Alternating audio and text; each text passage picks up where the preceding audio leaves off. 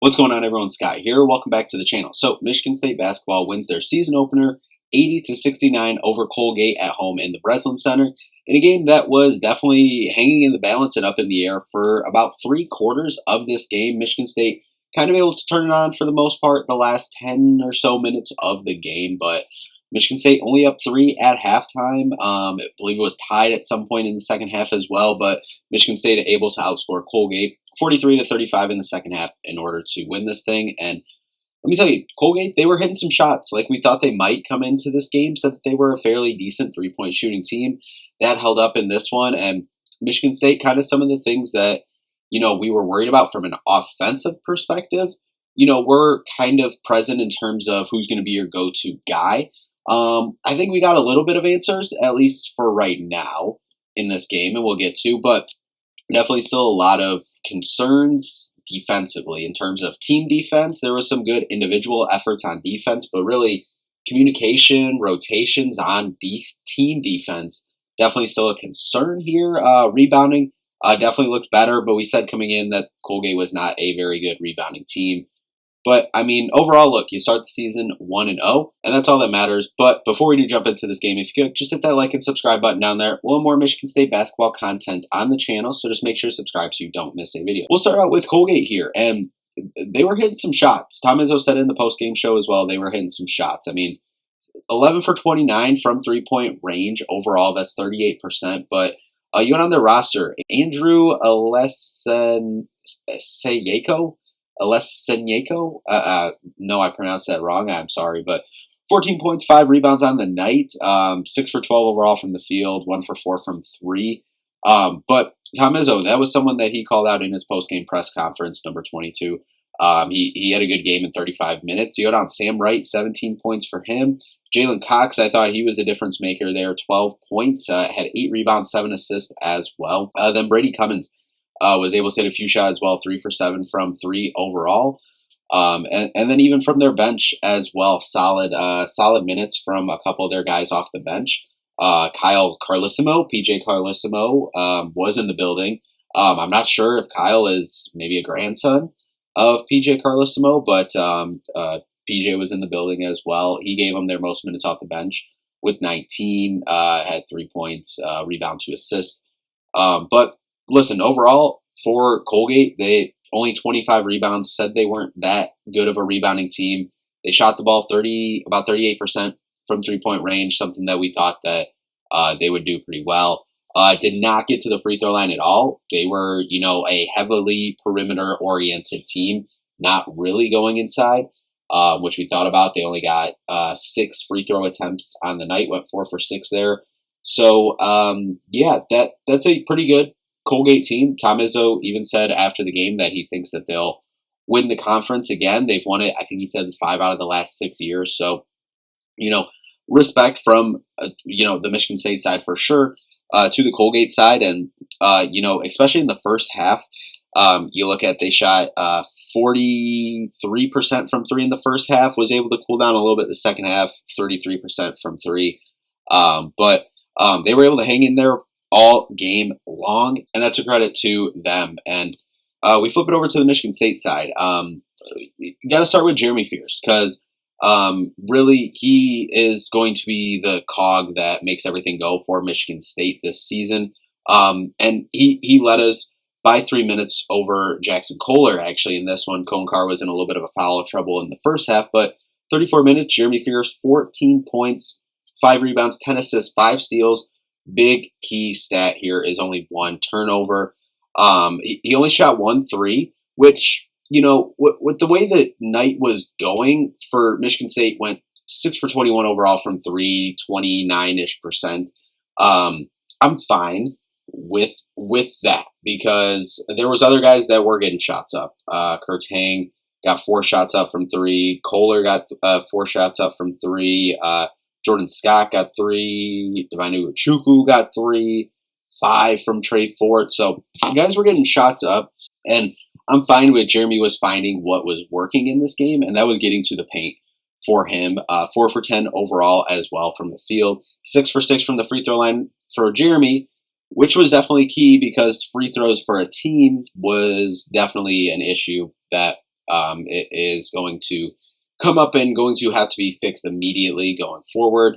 Next up, we'll move to Jackson Kohler. 31 minutes for him. Most minutes he's played throughout the obviously two exhibitions as well, but that could probably be close to a career high in minutes as well. But he had 16 points, 15 rebounds as well, 2 assists, 2 steals, a block, 4 for 8 from the field, 2 for 4 from three.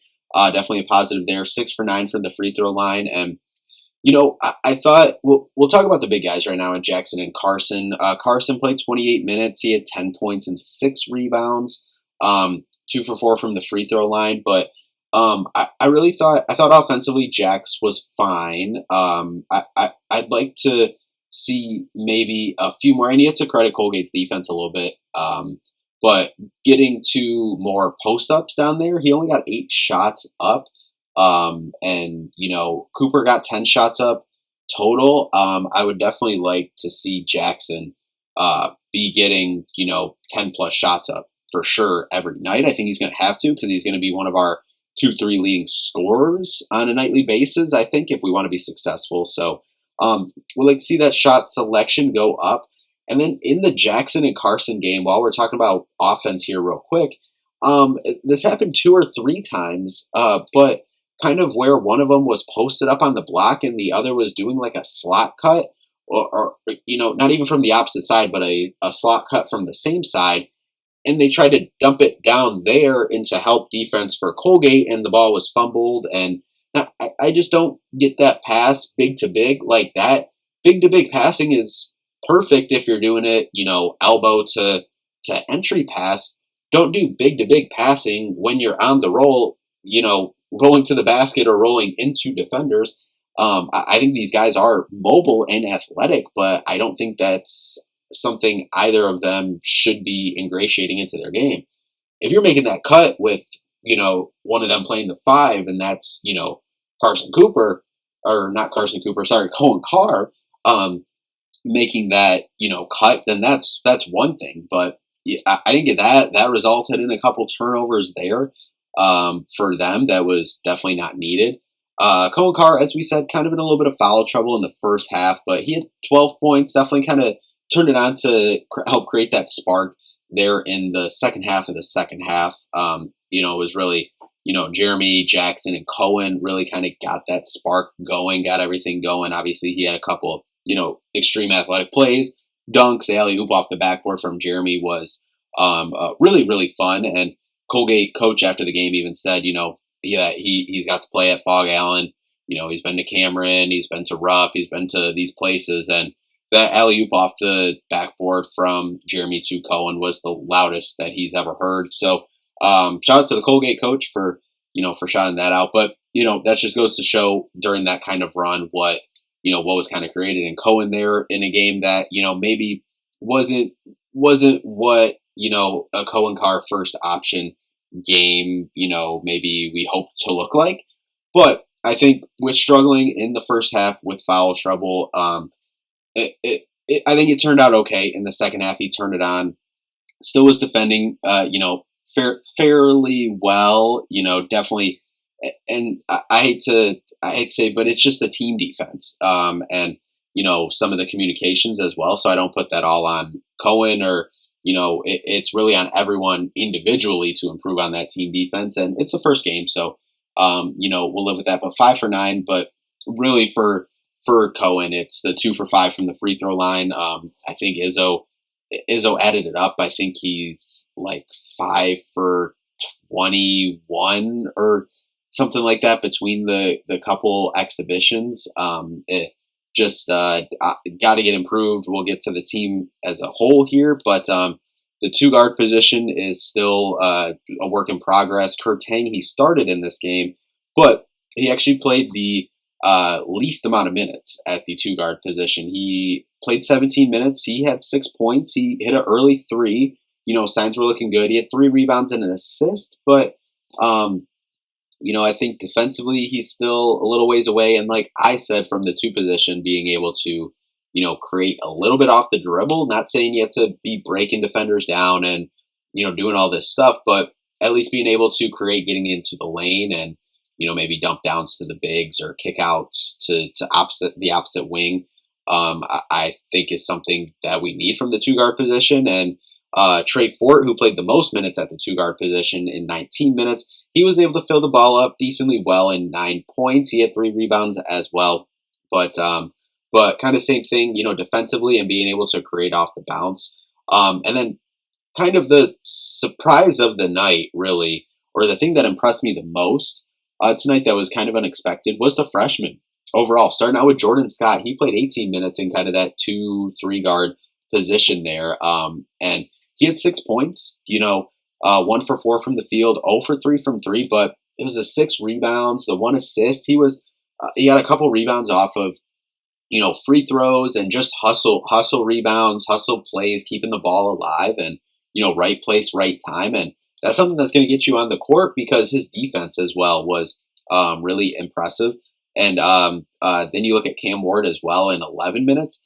He had 5 points, 4 rebounds, 1 for 5 from the free throw line, though. That's obviously something that has to be improved. But that's not just him, that's team as a whole. And just thought he played really hard, defended really well. But as Tom Izzo said after the game, just got to hit those free throws. Divine Ugochukwu, he played 8 minutes, 1 assist in this one, 0 for 3 from the field, all 3-pointers. He's got to find a better way to get into the paint and, create more, which credit Colgate. They were kind of switching up their defense from man to zone and, kind of getting into it. And then he was playing quite a few minutes with Jeremy out there as well. So obviously Jeremy's going to be the main facilitator out there. But, got a ways to go there. Jesse McCullough, same in 6 minutes. He had 2 points, didn't have a rebound or anything in this one. Then Wojcik got in, kind of ran point for a minute to give Jeremy a breather before, media timeout and whatnot. But, that's, listen, when you look at it overall, obviously the couple biggest things, both good and bad, is, the rebounds were a lot better. 47 rebounds against a team we said wasn't going to rebound that well. So it's good to get that confidence in this one. But obviously the glaring thing that sticks out is 24 for 37 for 65% from the free throw line. Just not going to get it done. I think Izzo added it up in the post game, and in the last 2 games, this game and the UConn exhibition, got to the line I think like 80 times, but made like 50. You missed like 31 free throws. That's just definitely going to bite you in the butt. Once you face better teams like on Saturday in the Breslin Center. Positive 10 turnovers as well.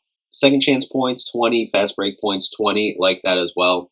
And 28 points in the paint. Something that I think Michigan State's going to have to, do a lot this season, or where a lot of their scoring is going to come from. So overall, I think this was a good, kind of perfect Michigan State Tom Izzo opening night win with a big game on Saturday, where, yes, you got the win. You're 1-0. That's the most important thing. You improved on some things, but there's still a lot that Izzo can coach you on the next 5 days before Arkansas, really good team, comes rolling into the Breslin Center. So that'll do it for this one. Obviously, a big one on Saturday. We'll be back for a preview for that one. But anyway, Michigan State basketball starts 1-0 on the season. Happy to be back in the Breslin Center. Happy to have basketball back in our lives here in East Lansing. But that'll do it for this one. Thank you all so much for watching. We'll see you in the next one. Peace out.